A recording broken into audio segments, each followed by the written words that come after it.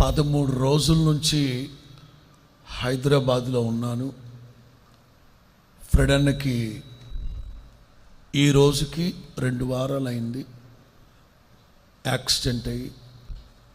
July 18 accident అయింది. ఆ photos అన్నీ మీరు చూసుంటారు, ఎవరో పెట్టారు వాటిని. ఏదైతే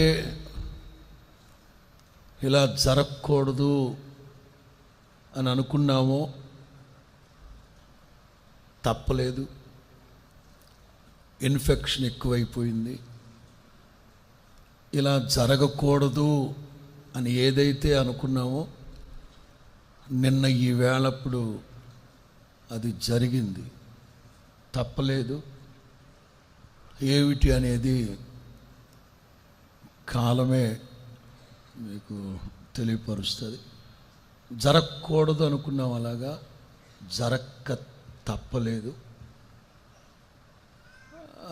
ఈ 2 వారాలుగా ప్రభు పాదాలు పట్టుకున్నాం, ప్రభు కనికరిస్తారని.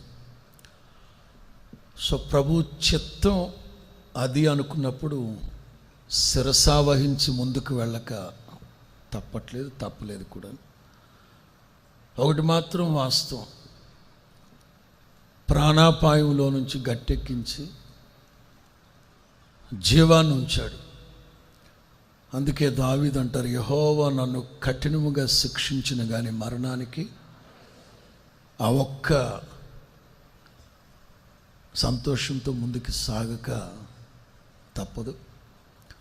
సరిగ్గా 60 సంవత్సరాల 3 నెలలు ఆయనకి. సో తప్పలా.